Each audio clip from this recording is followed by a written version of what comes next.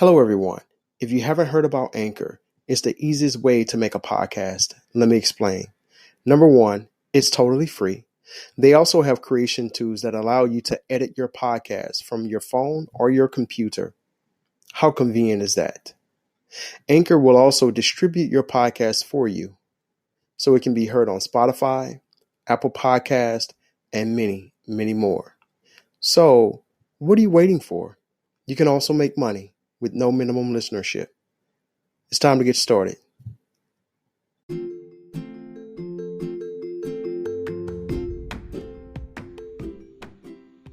Well, welcome to the Kingyah podcast. As you may have guessed, I am your host, Kingyah, a father, activist, and professional speaker. On this podcast, we discuss relationships, criminal justice, news and politics, Black history, culture, and domestic violence awareness.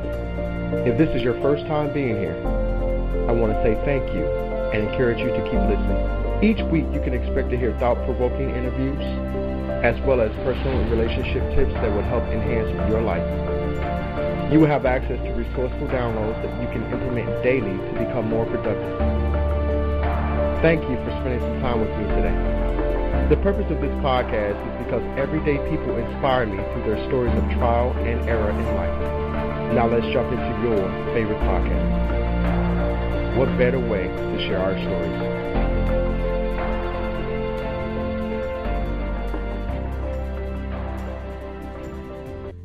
Today we're going to talk about mental health awareness.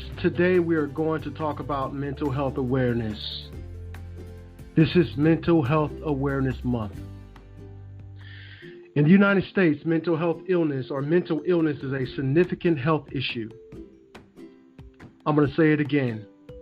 In the United States, mental health illness is a serious health issue. Mental illness is a serious health issue. In fact, it is a global issue that has not been addressed more often and realized. According to the National Institute for Health, nearly 44 million adults, that's 18%, have a diagnosis of mental illness yearly. Raising mental health awareness and increasing the understanding of mental health can change the way society views and responds to this complex issue. We are in a state of emergency. During this pandemic, mental health illness has risen, possibly at its highest peak. The reason I say that is because of the disconnection between our friends, our families, our loved ones. Our social activities have been curbed. We are in a state of emergency. If we do not protect our minds, if we do not take care of our health, we will surely die. We will perish. And that's why I say that we are in a state of an emergency. Mental illness is real. It affects more people than we realize that it affects. Oftentimes it goes untreated or misdiagnosed.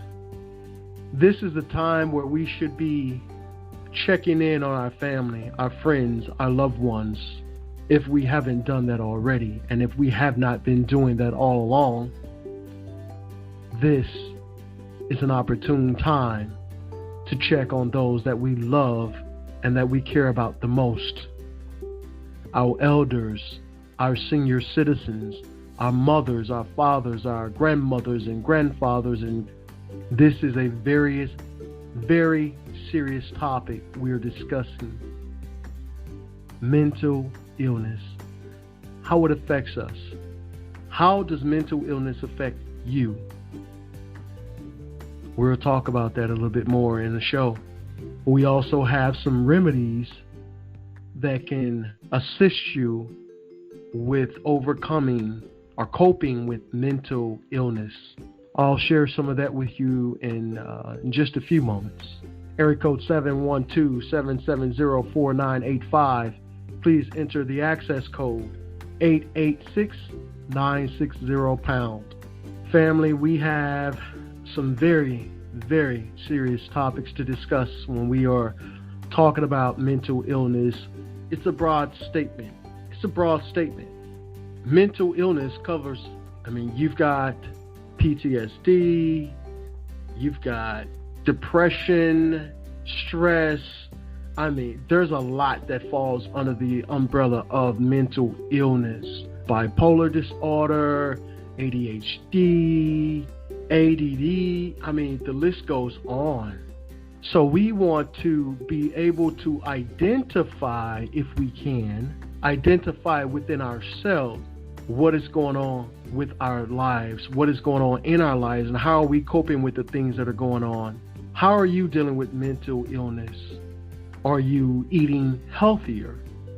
Are you making healthy food choices? Are you exercising, even though they shut down all the gyms across America and the Supreme Court recently agreed that it was unconstitutional? And so the gyms that were shut down because of this so-called pandemic will be reopening. In fact, some of them have already begun to open. The argument that the gym owners addressed to the judges in the court when they filed a lawsuit was that they didn't have a choice. As some of the other grocery stores, they were given a choice to prepare social distancing, to prepare new and alternative ways of dealing with the public, whereas the gyms were told to shut down. When you are dealing with 44 million people in America alone that are suffering from mental health illness or mental illness, the gyms should be open.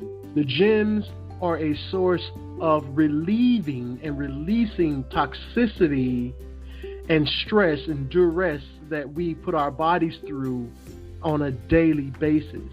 Exercise is fundamental, not just to our bodies, but our minds, our spirit.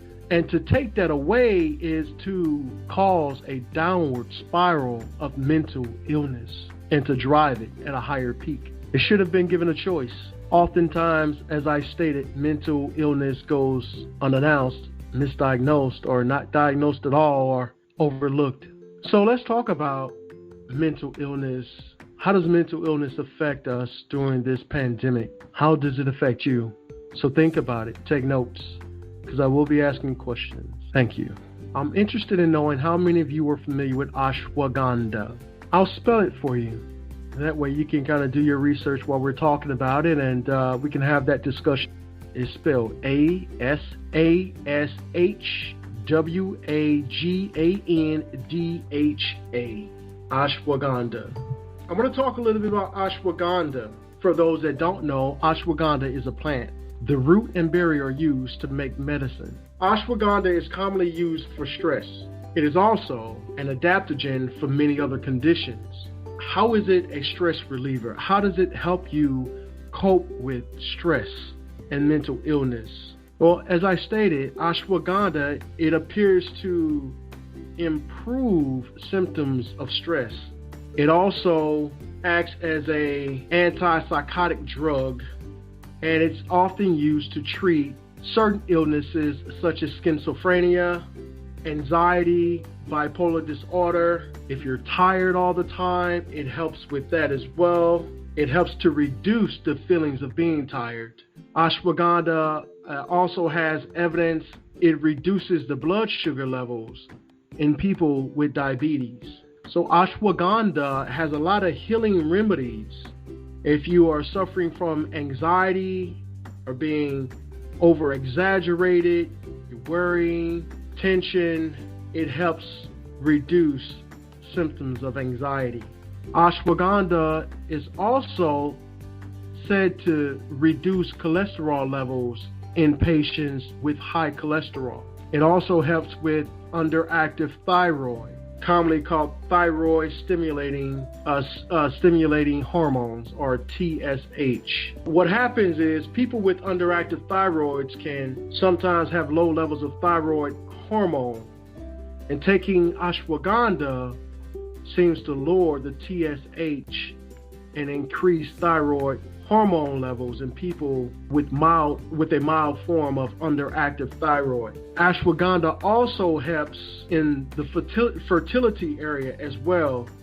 In some clinical studies, there has been evidence that ashwagandha improves the sperm quality in fertile men. Ashwagandha also reduces obsessive compulsive disorder, or OCD. So if you're suffering from OCD, or if you are experiencing OCD, take you a couple tablets of that ashwagandha for about 6 weeks and see how that helps you with OCD. If you are experiencing sexual problems that prevent satisfaction during sexual activity, you might need you some ashwagandha. You might need to just take you some ashwagandha for about 8 weeks, 8 long weeks. I'm just saying.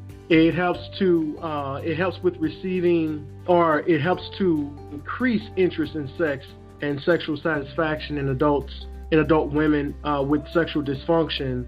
They can also receive better counseling. So it helps with counseling. It helps with that process, that the sexual satisfaction. And ashwagandha also helps with, as I stated, ADHD, attention deficit hyperactivity disorder.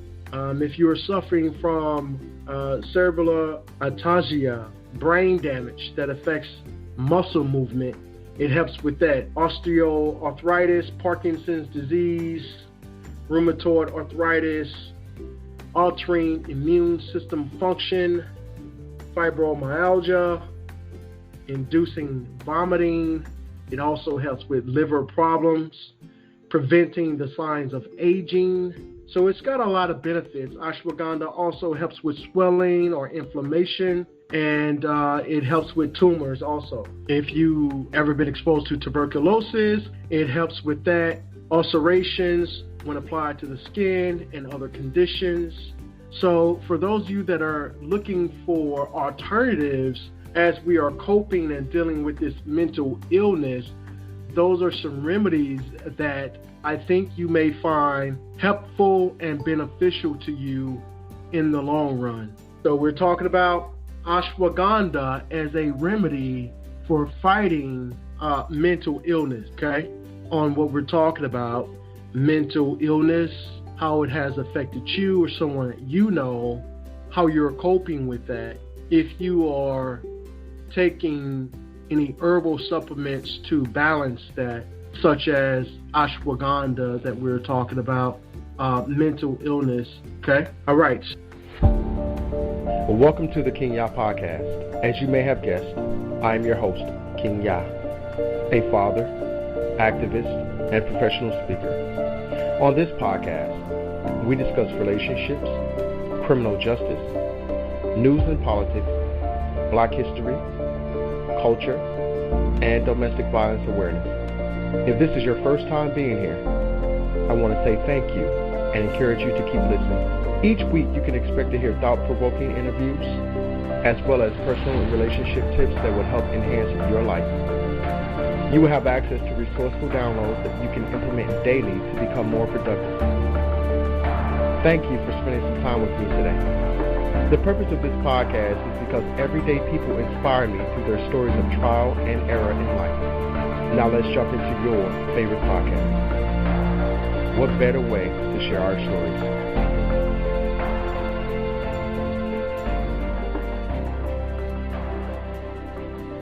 Thank you so much for tuning in to our show. So we're talking about mental illness.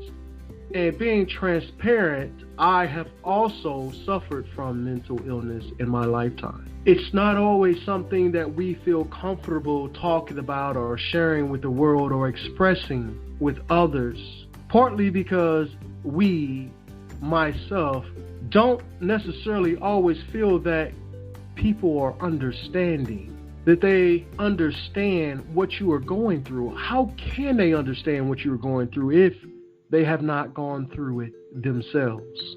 When you are suffering from mental illness, whatever form of mental illness, you have to be in a place, and some people are not always cognizant of the fact that they may be suffering from mental illness.